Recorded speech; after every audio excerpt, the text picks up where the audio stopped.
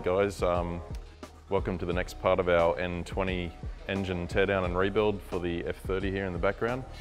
So I'm just going to give you a quick walkthrough what we're going to do in the process to tear this thing down, to remove the engine. There's a lot of things that have to come off the car. We're going to drain all the fluids, we're going to remove all the engine bay accessories, all the trims under the car, and start to prepare to get the actual drivetrain ready to lower out of the car.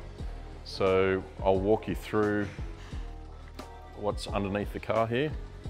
I'll just get my light. So under the car we have a whole range of trims which obviously help with aerodynamics and protect debris from running up off the road, hitting things under the car. We've got the exhaust system which runs down through a single system, some brackets and heat shields that'll come off. We have to access tail shaft and things like that and expose all the drivetrain components so we can undo all the fasteners and bolts and get that lowered down. We'll take this thing out on the whole subframe onto one of our engine tables and detach all the suspension components and leave all that behind in the chassis for now. Once we remove the engine, we'll be able to put the subframe back in and roll the car off the hoist. So let's bring it down and we'll go through the top side and explain briefly what we're going to pull out, and then we'll get started.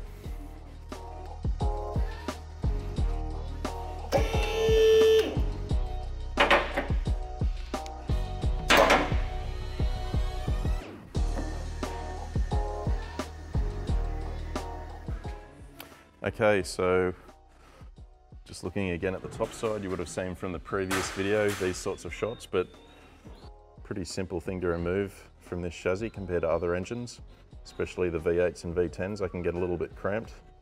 So we'll start off by just taking off all these trims and pipes. We'll drain all the coolant out and remove our engine fan, take all our top trims off and scuttle panels.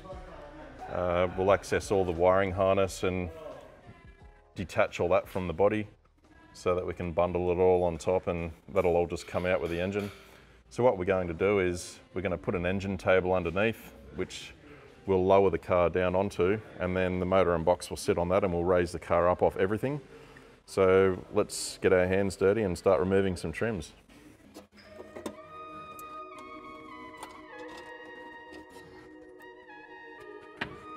First piece.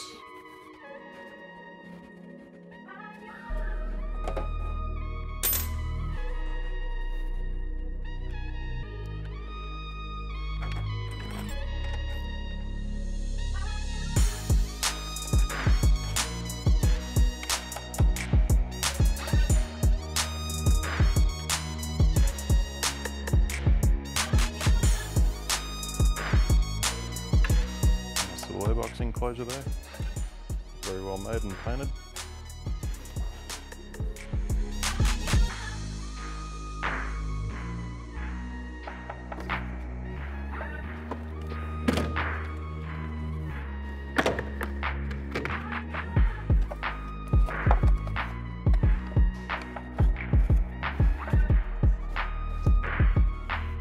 So we've removed a few of the initial trims there and exposed some coolant hoses and the fan and things that need to come out.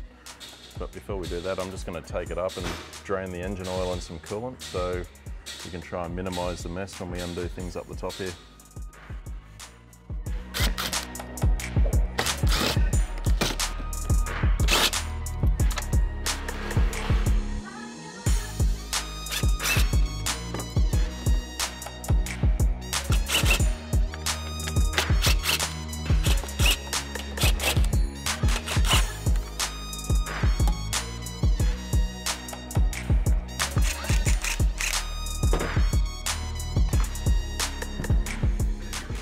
Alrighty, so that's our trays off, and exposed a few more components here which all need to come undone next.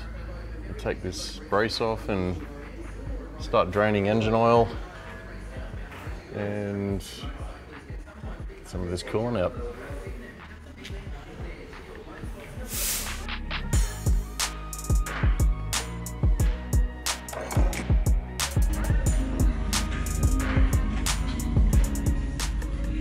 the RSF intercooler.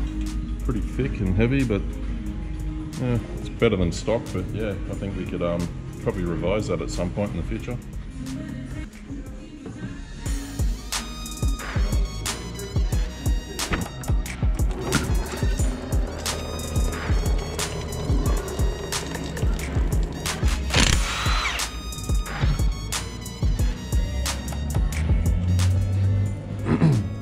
So here we'll remove the tie rod end, the control arm and caster arm off the subframe.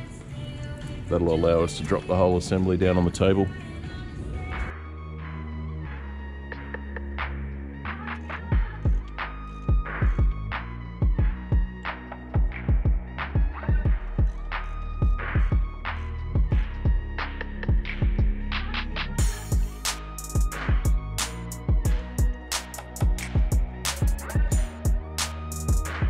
That's the control arms off. Sway bar end link next, and then we can start looking to lower the whole assembly down onto the table, I guess.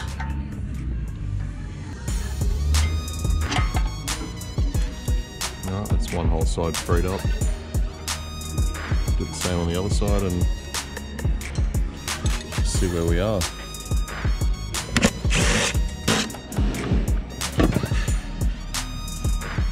Now we can access the tail shafts. Guibo bolts nice and easy. We'll pop that out and do the center bearing and in the rear. We're just about ready to put this whole thing on the table and bring it out.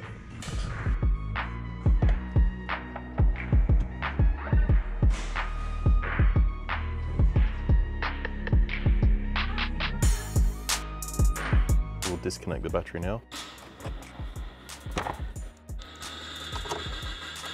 Obviously we want to disconnect power so we don't cause any shortages or any modules to go flat while everything's disconnected. Leaving a battery connected and taking an engine out in the car sitting can cause damage to modules, so we try to avoid that. We just take the earth terminal off, which is obviously the safest way to do it. And we just put a rag over the lock here so that when we close the boot we don't get ourselves in trouble there. Just put some of these trims away while we're at it.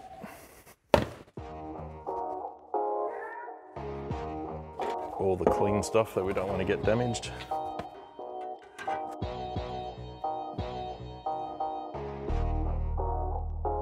So take the cooling cap off so we've got some air that can go in. We'll drain that shortly.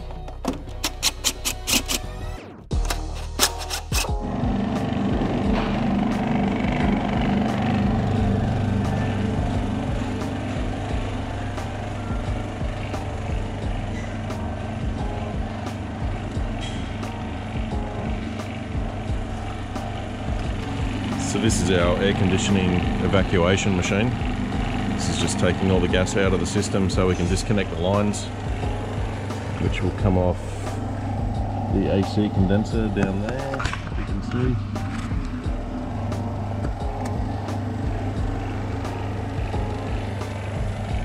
We've got our engine harness mostly disconnected from the body to the engine. Going to be a couple of heater core lines at the back of the firewall possibly, and I think that's just about everything in the bay.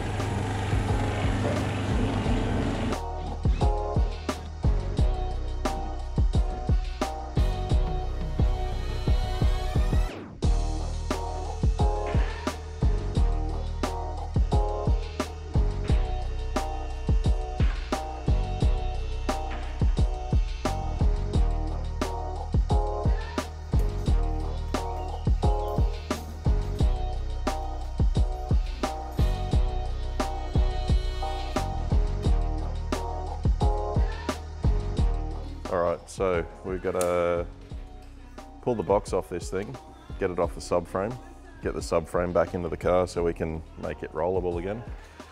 And then we'll put the engine onto a stand and start tearing it down.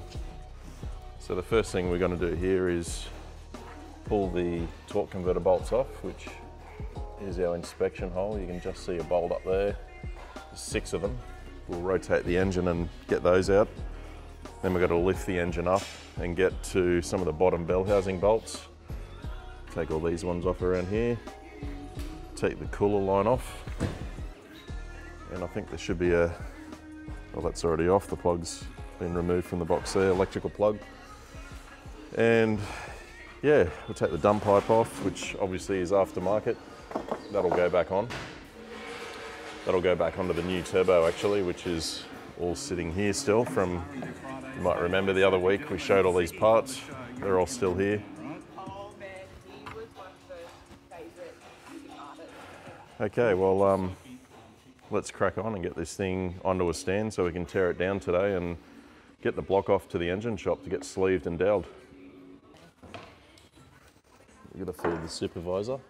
What do you reckon? What's that? What you got there? Is that your lunch? Glad you came prepared.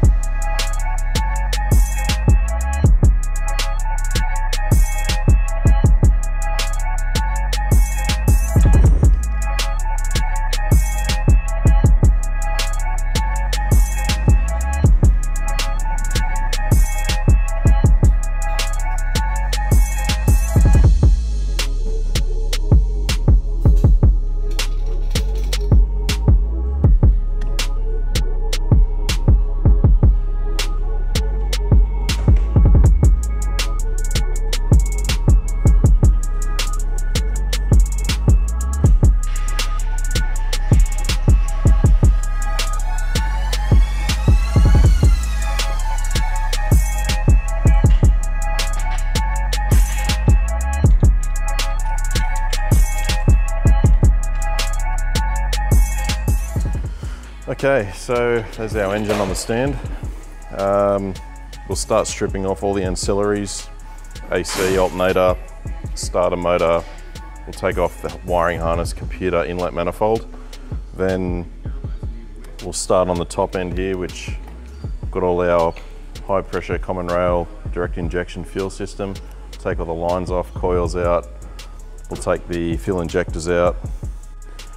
Then we'll get into the exciting stuff. We'll strip this thing down, get the timing gear off, get the head off, take the bottom rotating assembly out, and give it a quick rinse, and we'll run out to Jenkins Performance Engines and get them to have a look at the sleeving and doweling on this thing. Hopefully everything goes well, and that'll get us to the next stage of the build.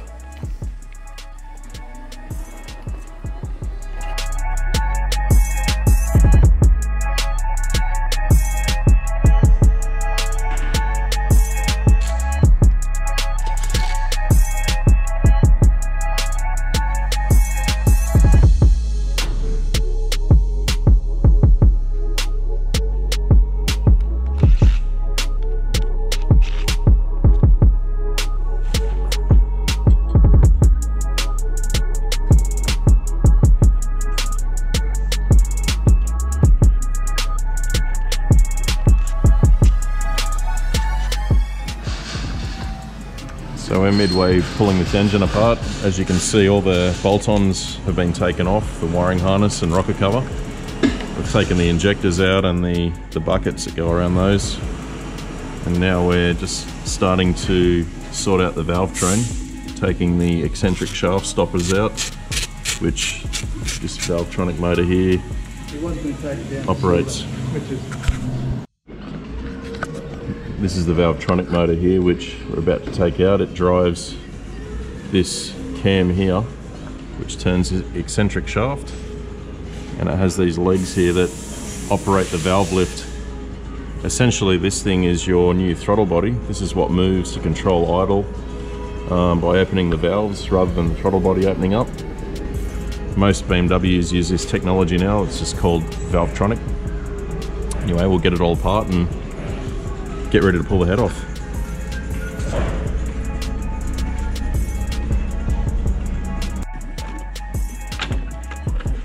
Beautiful, okay. Yeah, it looks pretty good there.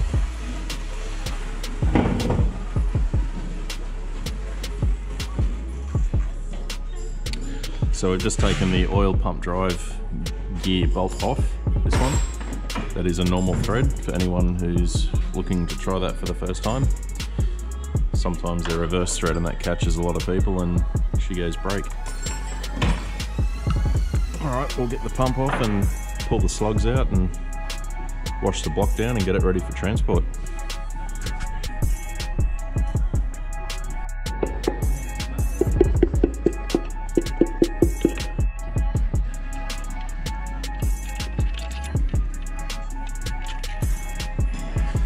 Bearings are not too bad, eh?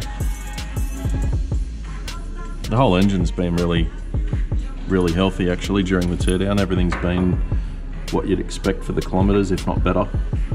Certainly we've had another 100,000 Ks left in it, looked after.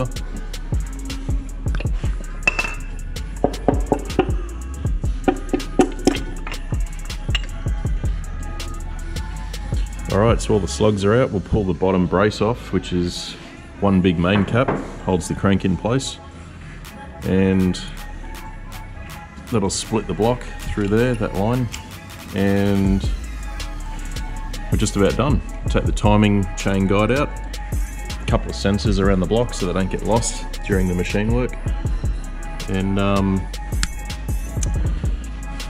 off to get some modifications done.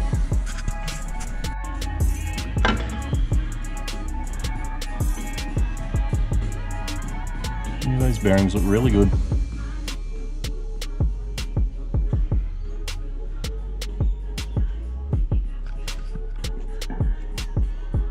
Okay guys, well that wraps up this week with the N20 removal and teardown. I've just come back from Jenkins Performance Engines, if you can see that there, and met James. He's got the block there and the pistons, and he's going to start getting the sleeves organised for this thing, and then I'll go and pick it up off him hopefully mid next week, and we can get it doweled and then the machining finished off, and we'll continue on with the assembly. So thanks for watching guys, and we'll get part 3 out to you when the engine goes back together. Cheers.